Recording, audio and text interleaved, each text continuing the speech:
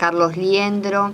Bueno, yo primero agradecer la invitación para un poquito difundir mi último libro, que es la primera novela, eso me gusta decir, es la primera novela, digamos, editada, porque tengo otras novelas que están, como dicen por ahí, en carpetas, están corrigiéndose. Y bueno, para mí lo bueno es poder ya imprimirlo, porque si no es como, para parafrasear y decir lo que decía Borges, es decir, si no se pasa uno toda la vida corrigiendo. Bueno, y como a veces la literatura es un trabajo obsesivo, bueno, es bueno editar. Pero realmente leyendo tu currículum tenés un montón de currículum y haces un montón de cosas.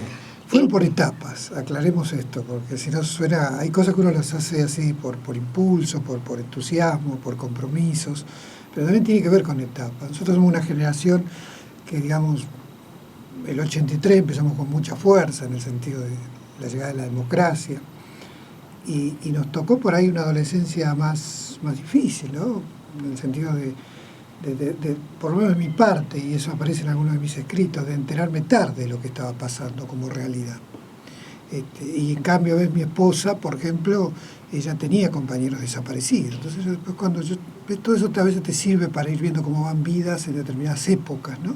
Es decir, justamente en la novela cito que en mi formación yo he tenido curas cuando estaba en una parte de primaria, y en la secundaria otros curas que eran catalanes, los primeros eran alemanes.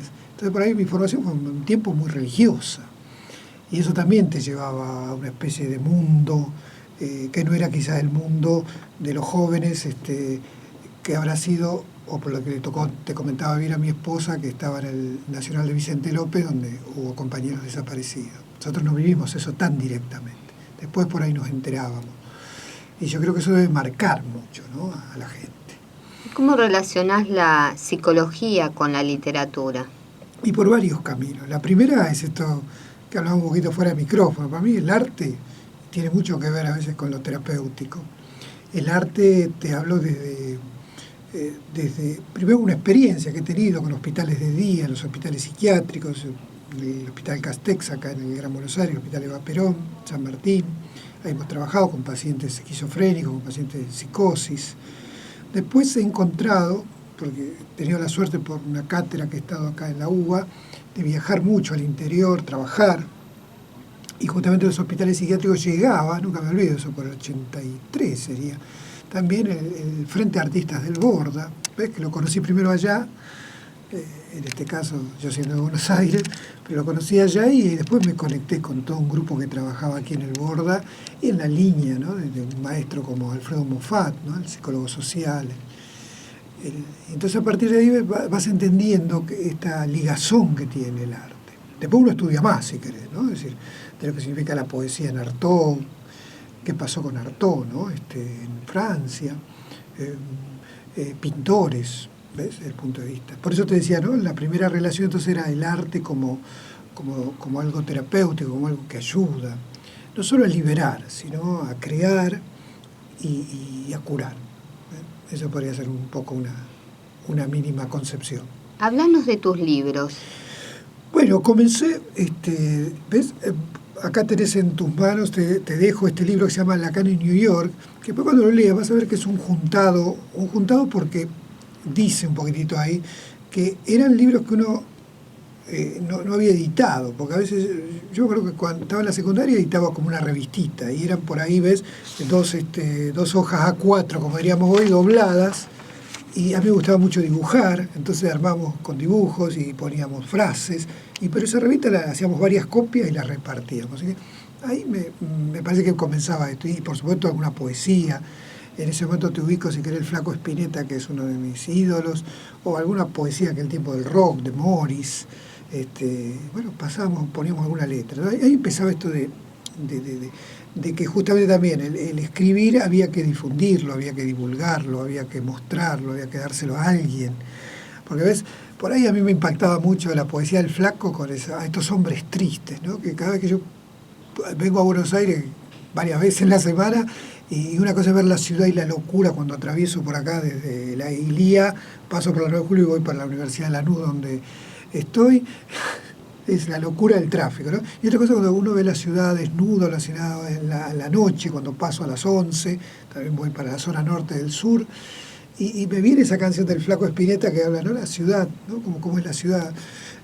Y ahí viene, ves, otra vez la poesía, entender una ciudad, en este caso, desde la locura del tráfico y el ambientalismo, ya que te escuchaba lo que se había hablado anteriormente, ¿ves? Del tema de la contaminación, y otra cosa es una ciudad silenciosa, una ciudad sin gente, una ciudad que a veces la podemos explicar desde ahí, ¿no? De la poesía. Entonces, nada de eso edité cuando era adolescente. Entonces, en Lacan, en New York, ahí sí, junté viejas poesías y las junté y las apilé en una primera parte. Porque también, otra cosa linda que teníamos en aquel tiempo de la adolescencia es escribir canciones. Entonces, para mí, te repito otra vez, el Flaco para mí lograba eso, ¿no? Una letra de una canción pasaba a ser una poesía, o al revés, una poesía le poníamos música. ¿Y cómo unís el tema de, vi que también hiciste documentales? Sí, bueno, esto también, yo era docente en la cátedra. Sos multifacético. No, pero son por etapas, ¿ves? Porque el otro día también me preguntaban por la novela. Yo dije, tengo 3 novelas, y una va a hablar sobre todo un periodo mío de trabajar en educación, muchos años, casi 35 años, en distintos niveles de educación. Otro sobre salud, porque trabajaba mucho en hospitales, en centros de salud, en áreas de investigación, en el Gran Buenos Aires, y otro sobre las universidades. Entonces yo dije, mira, y eran, que te podía decir por década, entre los 80 una, en los 90 otro, en el 2000 otras, ¿entiendes? Y eso va a servir para una novela, es decir, ahí están guardadas unos apuntes. ¿Todavía no empezaste a escribirla? Sí, están, pero la novela lleva un tiempo más, tiene una arquitectura diferente a lo que puede ser por ahí la poesía, que yo la siento como más impulso, o un cuento, que cuando me preguntan, y gracias a mi querido Ariel Dorman lo termino de definir, a veces un cuento es como también decía Julio Cortázar, ¿no? Es decir, un cuento es como una canción. Entonces, es más corto, tiene que tener un principio y un fin. ¿Se entiende? En cambio, una novela tiene una arquitectura. Entonces, cuando vos me preguntas esto ahora del documental, pero te dije por etapas. En los 90, gracias a una cátedra que yo estaba, en salud pública, salud mental acá en la Universidad de Buenos Aires, en la Facultad de Psicología, había convenios de la cátedra para trabajar en el interior en programas de salud. Eso es, la salud pública te permite entender eso en todo el país. Esa vez fuimos a Misiones, 2 veces, así que tuve 2 años.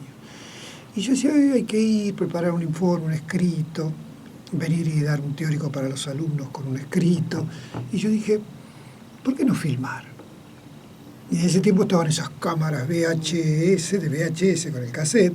Y yo tenía un amigo que se había comprado uno que él sigue viviendo hoy de cumpleaños, de fiestas o de fotografía.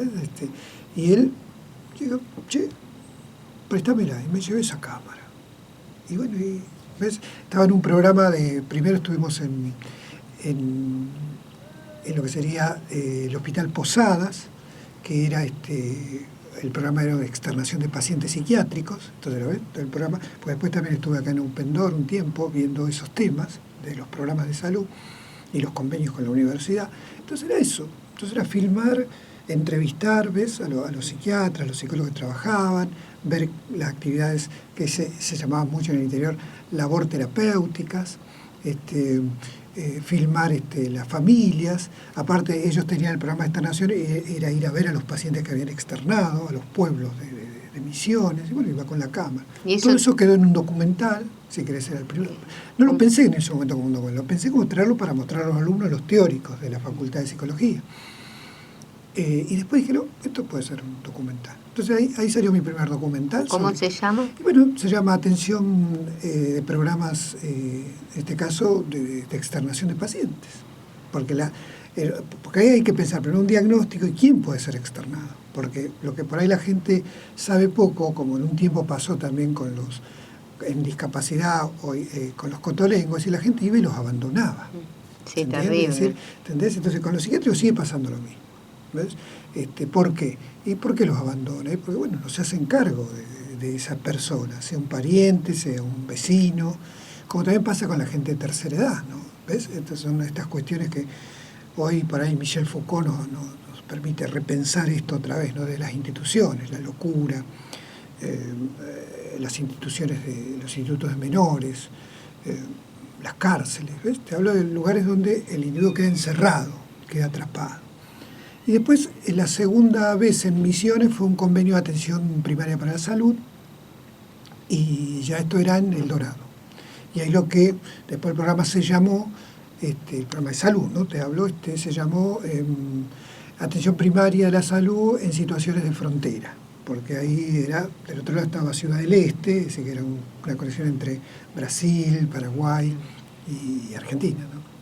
Así que ahí estaba el documental, porque uno iba con la cámara, lo que hacía era filmar, preparaba un pequeño guión de a quienes se entrevistan. Y después sí seguí en temas de violencia, que lo hice también parte en La Rioja, filmé teatro por un grupo de teatro que trabajábamos. Entonces ahí siguieron los documentales. Y cada vez que encuentro a alguien que me parece una persona así muy importante, que aporta, también empezó con la época de Pavlovsky, que fui docente en el Instituto de Pavlovsky, la escuela de Tato. Él me presentó en aquel tiempo, había venido unos becarios, y con él unos chicos de Ecuador, unos psicólogos, y fuimos a recorrer gracias a Tato, siempre lo agradezco, una persona muy generosa también, y él conectaba a Fernando Ulloa, conectaba a Alfredo Moffat, conectaba a León Rosincher, que hace poco también lo hemos recordado en un grupo de filosofía. Entonces yo lo filmábamos, era poner la cámara y preguntar, y eso quedaba ahí, está registrado, que algún día editaremos con estas personas. Qué bueno, la verdad que está piola tener todo ese material, ¿no? Te estoy hablando de los 90, sí, porque sí. Después vinieron otras cosas y hoy la tecnología es otra, pero ahí estamos en el VHS. Y con respecto a la literatura, ¿qué representa para vos, ¿no?, hoy la poesía, el cuento y la novela? Mira, para mí hoy representa, para empezar, una manera de expresar, una manera de conectarme con otros, una manera de continuar algunas cosas. Por ahí también es el fin de la última, mi último libro editado, mejor dicho, la primera novela, Espíritus, en el mundo de la materia. Porque, ¿ves? Para la idea del libro yo tenía ganas de contar la historia de mi familia, de mi abuelo, de mi padre. Yo siempre digo en chiste a mis alumnos y les hablo en alemán, le digo, also sprach Deutschland, y se quedan y le digo, ven con esta cara alemán que tengo, y ahí viene la carcajada cuando entienden el chiste. Entonces digo, como ven, le digo, en México por ahí sería algo natural, pero acá, es decir, mis abuelos, mi padre, todos son gente que ha llegado del interior, como esa gran masa de gente que llegó y se instaló, vino a buscar trabajo. Lo que a veces no se explica es por qué se han venido. Entonces, ¿ves? Cuando podemos explicar esto de las ciencias sociales o de las ciencias políticas, en determinados datos reales que tenemos del país, sí. Es decir, no hay trabajo, la gente se viene. Algunos van a las villas, otros van a lo que, bueno, fueron determinadas etapas y el fenómeno de lo que fue el peronismo después de la Segunda Guerra Mundial. Y un poco la historia de mi abuelo es allá, primero, allá. Entonces, allá en Salta. Y bueno, allá es interesante entender quiénes estaban allá en ese momento, que nacía mi abuelo, que pasaban cosas, porque, a ver, estos relatos que yo los concreto, los trato de ser sí riguroso con lo cronológico de la historia, que eso lo digo en el post-epílogo, que le puse ese nombre final, para que después, no es para explicar la novela, pero sí es para que entiendan, en un ratito por ahí puedo leer algo, pero lo puntual era eso, y mi abuelo contaba esas historias, mis tías contaban esas historias, mi padre contaba esas historias. Lo que ellos no se dan cuenta es que había que cruzar algunos datos de la realidad política que estaba pasando, más toda esa concepción que ellos tenían, podemos decir, del animismo, diría un antropólogo hoy, de las supersticiones, podría decir alguno, por el otro lado, y todas esas creencias que son en última instancia lo que ahí yo llamo, el término técnico si querés, ¿no?, que se dice un sincretismo, ¿ves?, entre lo que trajeron los españoles desde el punto de vista religioso y lo que son las creencias de los hoy llamados pueblos originarios. Entonces mi abuelo en ese sentido con historia estaba en el medio, mi abuelo, mi abuela, ¿no? Y a partir de dije, todo esto, yo lo pensaba contar hasta en 3 tomos una vez. Dije, no, me parecía que era mucho, porque para mí siempre la historia es mi abuelo, mis abuelos, mis parientes allá en Salta, y mi padre acá en Buenos Aires, y mis primos y mis sobrinos en España, que se fueron por lo que fue la crisis de este país. Entonces, ¿ves? Acá viene lo que te quiero contar, ¿no? Las migraciones, ¿no? De los santiagueños, de los tucumanos, de los salteños, de los que han llegado a Buenos Aires. Pero lo que se tiene que contar después del 2001, que también muchos de acá se han ido. Así como han llegado acá, y estos son datos de la sociología y muy reales, ¿no? Mi mujer es hija de españoles, de gallegos, entonces yo siempre con mi suegra, que esas gallegas duras, que charlamos mucho, y también ellas desconocen su historia. Yo le digo, miren, acá había 4 millones de gallegos, o han llegado 4 millones de gallegos entre 1880 y 1920. ¿Ves? Porque, a ver, el padre de mi mujer, ponele, o el abuelo de mi mujer, eran choferes en todos los trabajos de servicio que hacían los gallegos en 1900, 1910. ¿Se entiende? Entonces, cuando entendés estas cuestiones de historias, de migraciones, de entrecruzamientos... Sí, ahí se empiezan a atar ciertos cabos, ¿no? Entonces, también lo digo en el post-epílogo. Yo admiro mucho a Isaac Babel, que es un cuentista, que está en el otro libro que te dejé, Ensayos Críticos, Isaac Babel, porque justamente él decía que en esa área de Rusia que estaba en aquel momento, en Sebastopol, él pagaba un café a alguien para que le contara historias. Y esas historias tenían que ver con las historias de determinados pueblos, de judíos, de determinados rusos. ¿Ves? Y creo que siempre eso me ha fascinado mucho, porque ver historias de gente, de gallegos, de tanos, de lo que le decimos turcos, pero son sirios libaneses, y que después cada uno puede hacer su propia historia y decir de dónde vino. Claro, ¿no? Eso es importante. Carlos, ¿nos lees un fragmento de la novela? Te voy a leer algo, ya que hablé de mi abuelo, justamente. Me parecía que está acá en la contratapa, y lo he dejado así porque me parecía que era contrastar lo que después puedo comentar de qué se trata la novela. Dice: tenía el mapa en su cabeza para cruzar el río Lerma en la parte baja y llegar detrás de la quebrada al amanecer. Su viaje duró 2 días, donde apenas paró unas horas para masticar coca, sentado bajo un árbol tupido.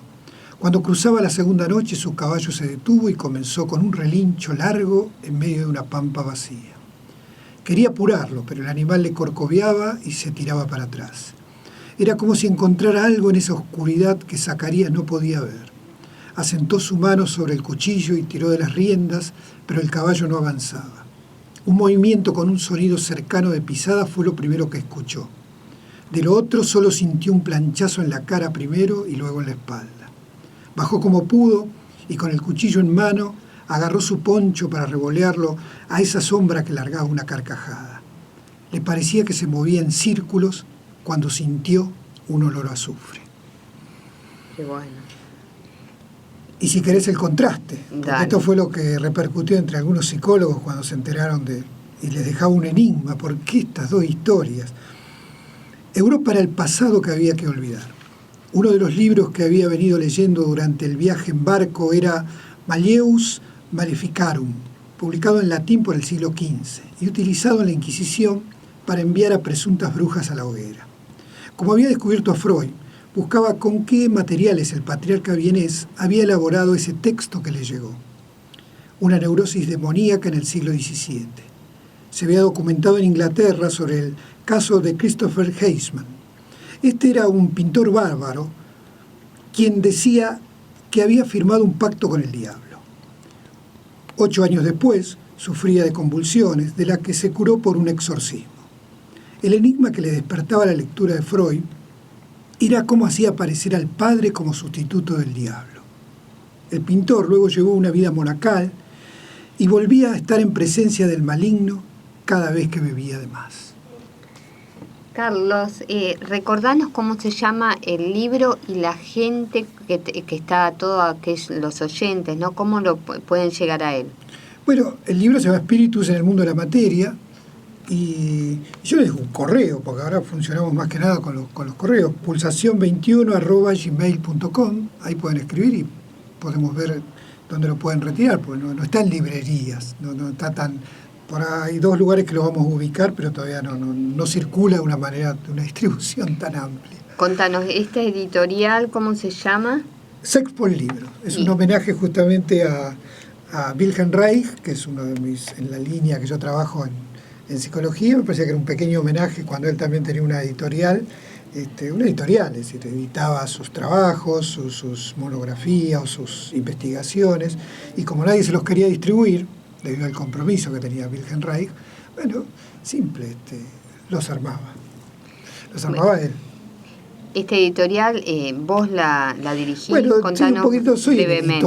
el editor, no sé si director, soy el editor, porque esto, como te contaba, que voy conociendo en la Feria del Libro, ahora el mundo editorial, nosotros editamos 3 libros al año, así que es como se dice comúnmente a pulmón, algo de novelística, poesía, algo de algún ensayo próximo a salir, estaba viendo la contratapa, o no, en la parte de la solapa interior, ¿ves?